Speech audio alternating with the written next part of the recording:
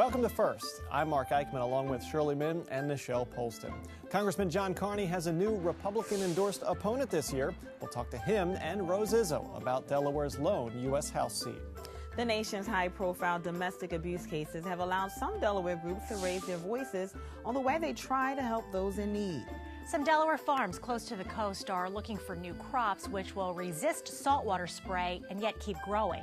The WHYY Health and Science Desk is here with that report. First, your public media news magazine starts now.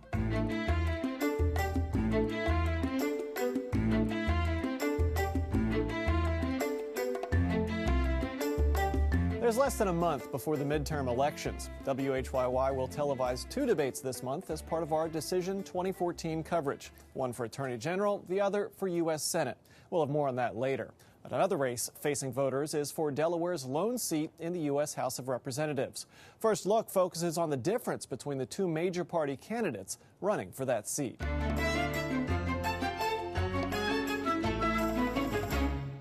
Democrat John Carney is running for his 3rd term in Congress. So we need members who are going to roll up their sleeves, work across the aisle, and focus on the middle class. Hi, I'm Rose Izzo. I'm running for the U.S. House.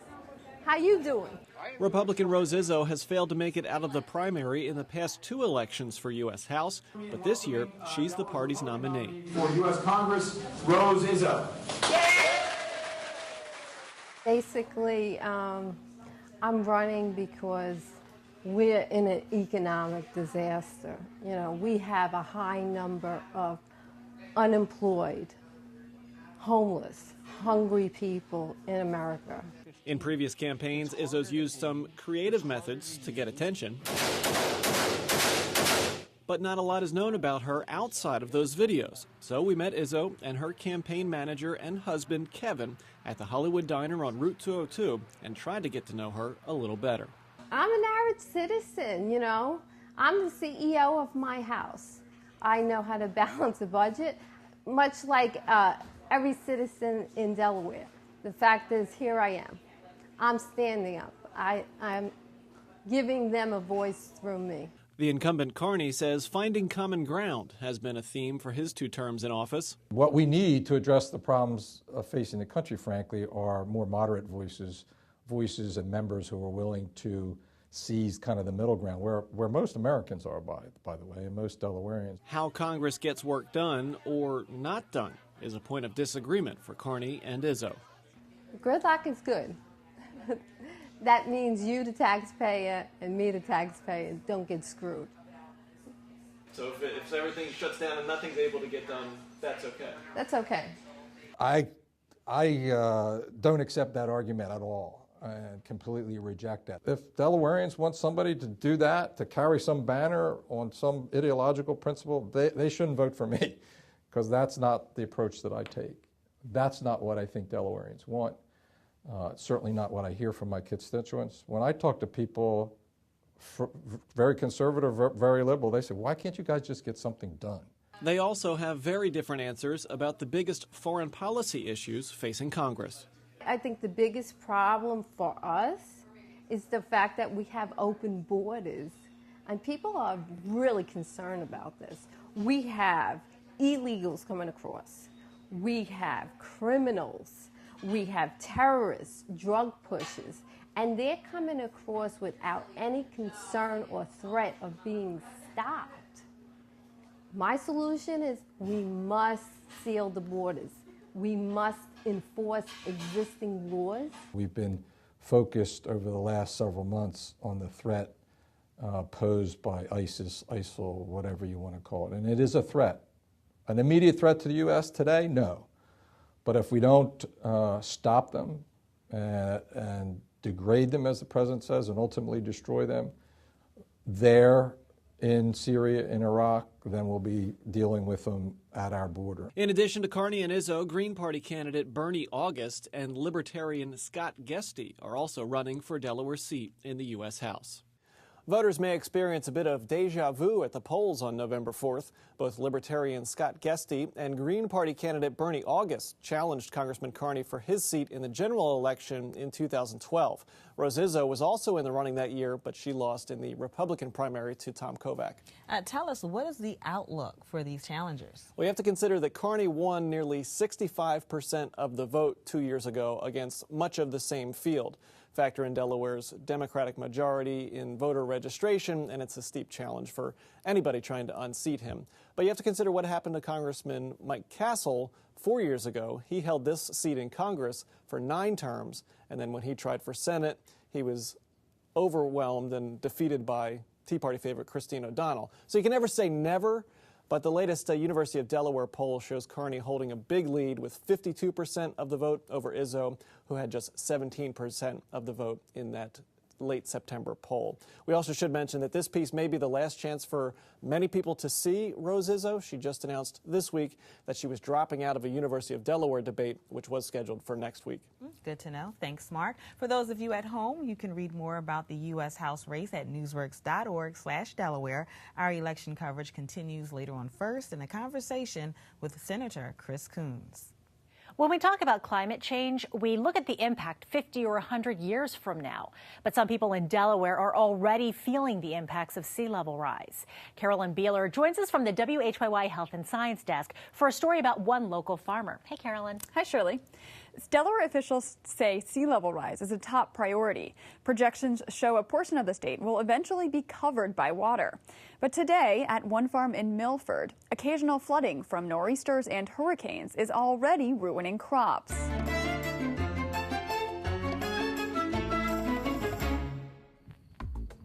Frank Webb's farm is just inland from the Delaware Bay. Saltwater flooding here has rendered vast swaths of formerly fertile land in the middle of his soybean fields barren.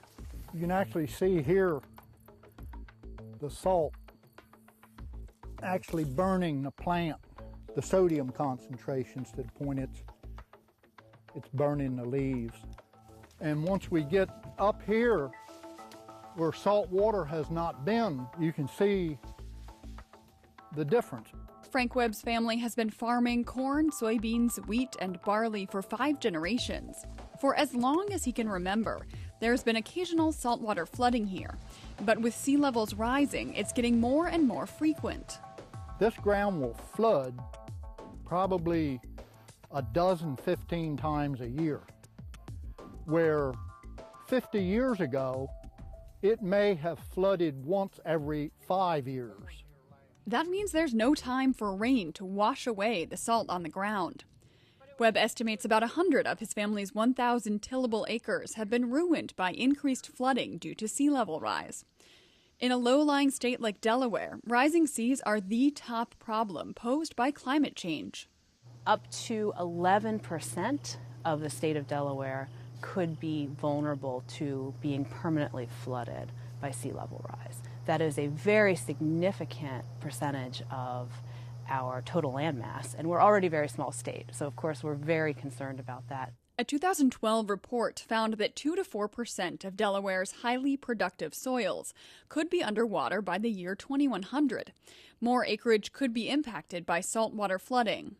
At a University of Delaware greenhouse in Lewis, Emeritus Professor Jack Gallagher is researching the seashore mallow as a possible replacement crop for corn and soybeans.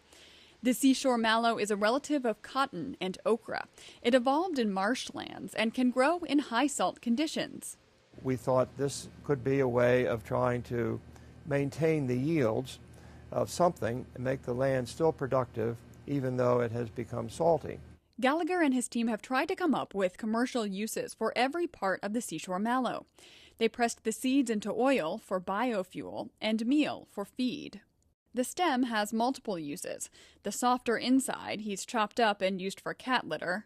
This is the whole stem chopped up. This is a mixture of the bark and the center part of it. And this is what we chopped up and used for the chicken bedding. Gallagher has outdoor plots of seashore mallow planted a few miles away. One local farmer has been growing it for about a decade, and 2 outside the state have signed on to plant it for next year. But Gallagher says overall, it's been difficult convincing farmers to plant the seashore mallow. The challenges have been, we get the question if you go to the farmer and say, you want to plant some seashore mallow, and the obvious question is, well, what am I going to do with it? Who's going to buy it? And they said, well, we can make all these different things from it. And they said, well, who's going to buy it? And companies don't want to start buying the seashore mallow to use as part of their cat litter or chicken bedding until there's a reliable group of growers. State officials say low-lying farmland may eventually be underwater, and it could be sold for wetland conservation. That's an option Frank Webb says he's open to. Come back here in 3 or 4 years, and this may be just the most beautiful impoundment. Water, ducks and geese everywhere is, you know, don't try to fix it if there's no way to fix it. Frank Webb says he plans to hand his farm over to his daughters when he retires, but he's encouraging his grandkids to work in other fields. Now, Carolyn, it looks like Jack Gallagher has found some potential uses for the seashore mallow, and there's interest, but the bigger question now is how can you make money off of it? Exactly. It's sort of a chicken and the egg problem with supply and demand. Right now, Gallagher seems to be focusing on the supply side of that problem. Just in the last few weeks, he's gotten farmers in Maryland and Virginia to say they'll plant the mallow next year, provided he guarantees to buy it during the harvest time next year. So this crop is not just limited to Delaware. That's right. Basically, it grows anywhere that's not too much colder than Delaware, so from New Jersey down to Florida in the U.S., and then abroad in Bermuda, the West Indies, and actually collaborators of Gallagher's have planted it in Asia. So some potential for planting elsewhere as our coastlines continue to change. Carolyn Beeler, thank you so much. Now, Carolyn is a member of The Pulse, heard Fridays at 9 a.m. and Sunday at 10 a.m. on WHYY-FM 90.9. Coming up on First, the issue of domestic abuse. A victim talks about her experiences and what the Ray Rice situation means to heightening awareness. And the art of Halloween is on display in Newark. You can sample it later in our First experience.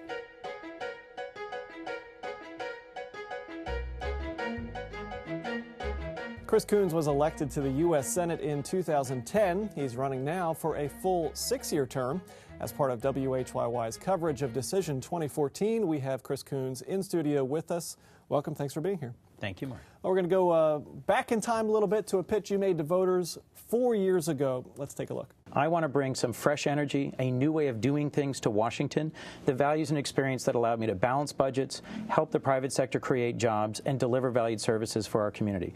Washington's broken, and it needs new folks with new values and the willingness to challenge some of the old ways of doing things. I think I'm the leader that Delaware needs in the U.S. Senate for the future. And that was Chris Coons 4 years ago. So 4 years later, do you think you've accomplished your goal of bringing those new ideas to the Senate?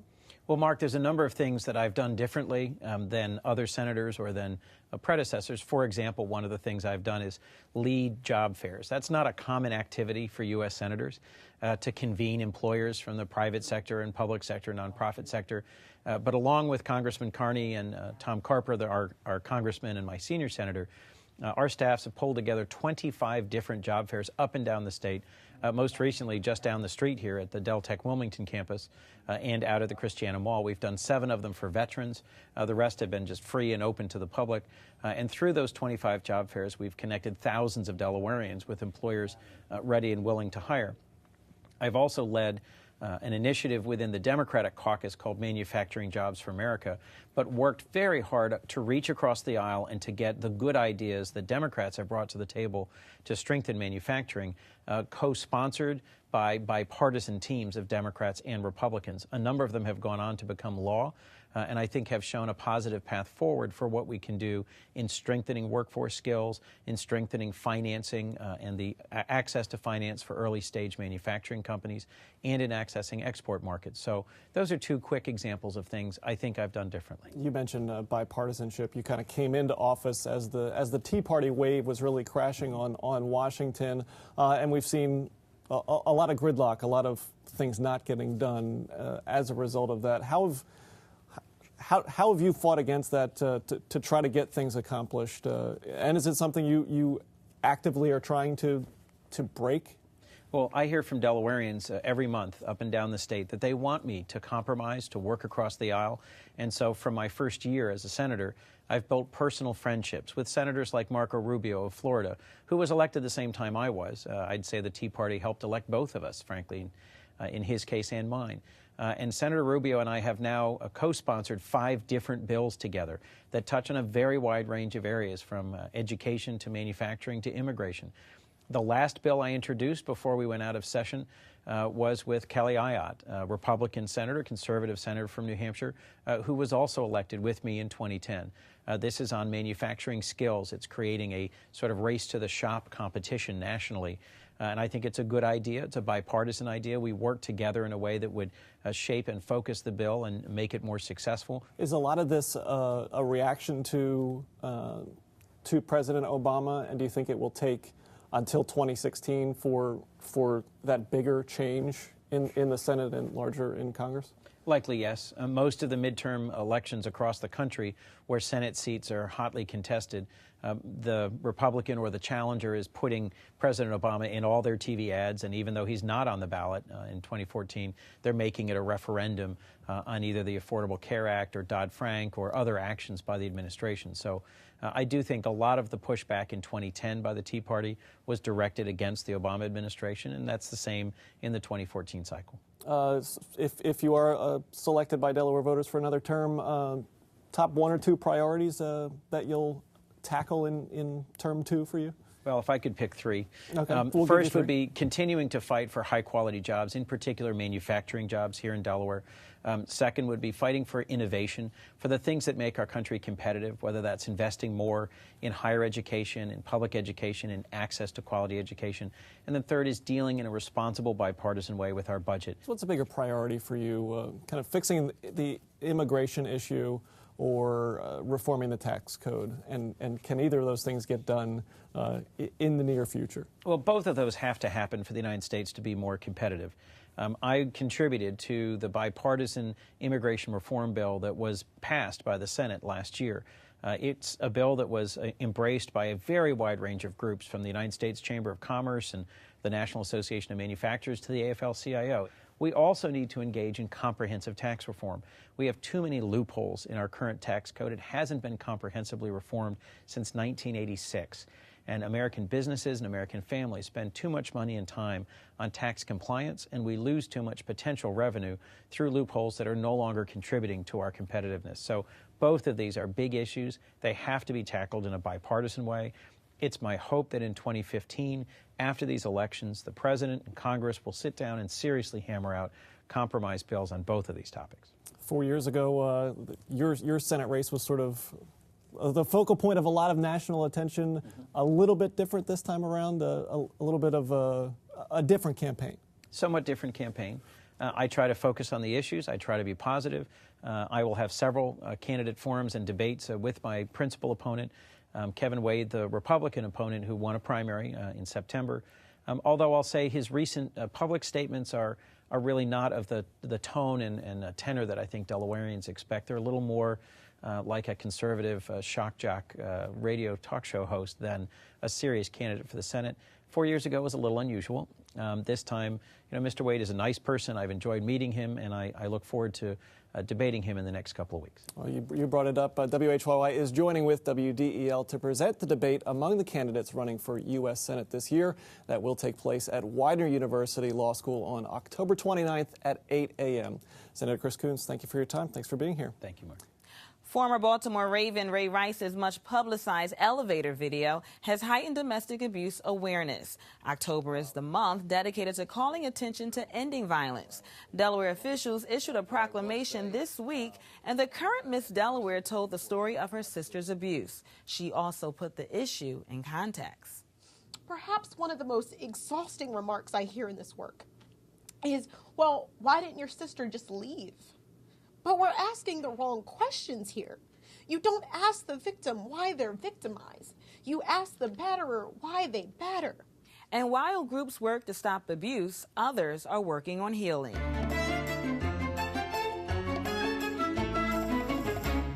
I was teaching my children what love looked like.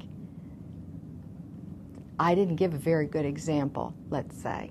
Maxine, who doesn't wish to reveal her identity, makes it a point now to talk about her past and experience with domestic violence. That was my pattern. I always seemed to have abusive relationships, like one after another after another. And my last marriage lasted for 10 years, and it was extremely controlling. Maxine eventually gained the strength to walk away from the abuse, remarry, and join the group Weaver, Women Empowered Against Violence in Every Relationship. But recent news of an Alabama judge who beat his wife, as well as the release of video footage showing NFL player Ray Rice physically attack his partner in an elevator, is proof to Maxine that domestic violence continues to be an issue where greater public awareness is necessary. It's very upsetting. I've been following it closely. It's very upsetting.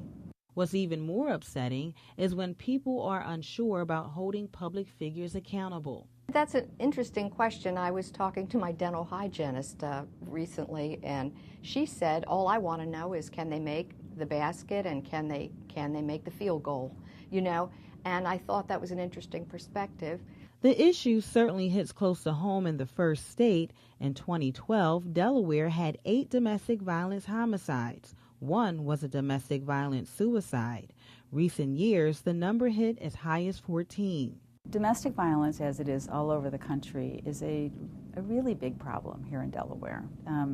You know, from the 4,000 hotline calls that our shelter hotlines get every year on average, to the thousands of criminal incidents that involve intimate partner violence. It's a huge issue.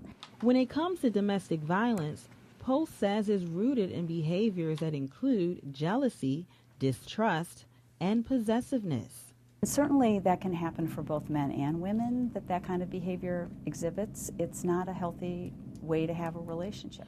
Also, according to Post, the CDC conducted a national survey that revealed 1 in 4 women will experience domestic or sexual violence in their lifetime. Delaware is even part of other studies and surveys that go into schools to look at different kinds of experiences that kids have. Studies show that Delaware middle school and high school girls will experience domestic violence or witness it.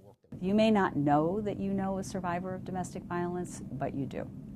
And it's really important for everyone to think of it as something that they can do something about. As for Maxine, she urges everyone to pay attention to the signs of abuse, not because of the latest media attention, but because often such relationships can appear to be too good to be true. I did receive more flowers in that relationship than you could even imagine, you know, but what was that about? You know, I think about that now. Was that about convincing me that it was wonderful? According to the Delaware Coalition Against Domestic Violence, it's everyone's responsibility to be courageous bystanders and not let people make sexist remarks about folks or disrespectful remarks about their partners. Those seeking help from domestic violence can call 302-762-6110 or 302-422-8058. Callers will remain anonymous.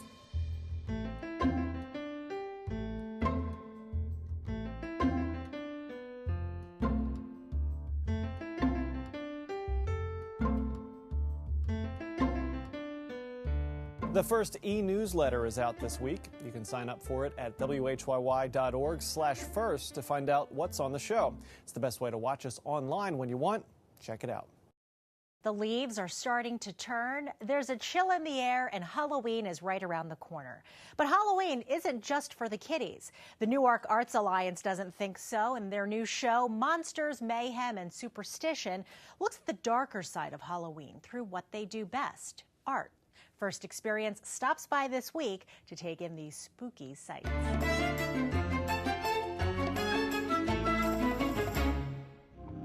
Double, double, toil and trouble, fire burn and cauldron bubble. Cool it with the baboon's blood, then the charm is firm and good. Oh, well done, I commend your pains, and every one shall share the gains. And now about the cauldron sing, like elves and fairies in a ring, enchanting all that you put in. By the pricking of my thumbs, something wicked this way comes. The show is called Monsters, Mayhem, and Superstition, The Dark Side of the Imagination. I wanted art that when you looked at it, you had a reaction to it. I didn't want the cutesy stuff. I wanted art that was definitely a little spooky, that wanted you to have a little tension, that wanted you to react to it. When we were setting up dolls, the woman that was helping me didn't want to look at it. She didn't want to touch it. And that's the kind of art that I wanted to come in. That's what I was looking for. I think Halloween is more about adults. I think we like to take ownership of Halloween. And Christmas, kids can have the Christmas. But I think Halloween, we have the older imagery, like the witches, monsters, all sorts of things that we've grown up with and that our parents grew up with. It kind of gets stuck in our heads. That's Halloween. And we're not allowed to really celebrate it any other time of the year.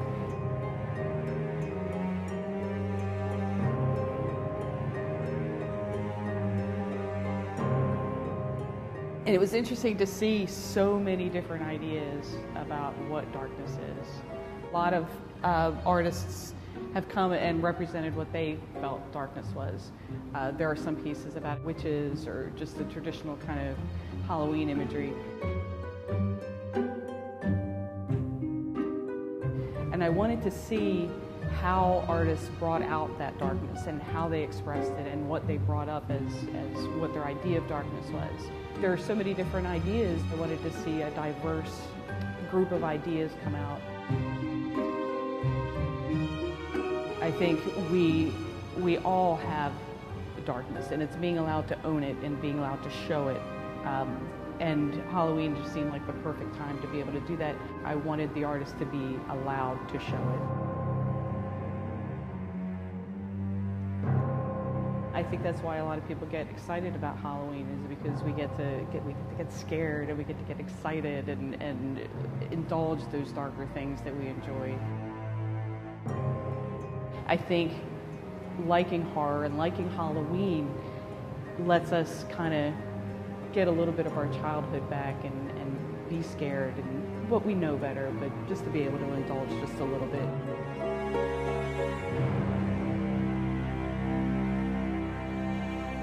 The exhibit at the Newark Arts Alliance is on view until October 25th. And if you like what you see, then you'll find most of the pieces are for sale. You can find more information on their website, newarkartsalliance.org. And next week, watch the first of our 2 October debates. 4 of the 5 candidates for Attorney General will be at Widener University Law School on Wednesday at 6 p.m. WHYY joins with WDEL Radio to host the debates, and we'll show them on WHYY-TV during our regular first-time slots next weekend. And then 2 weeks after that, we'll hear from the candidates for the U.S. Senate, which should be very interesting. That is first for this week. We thank you for watching. For Nichelle Polston and Shirley Min, I'm Mark Eichman. Have a great week.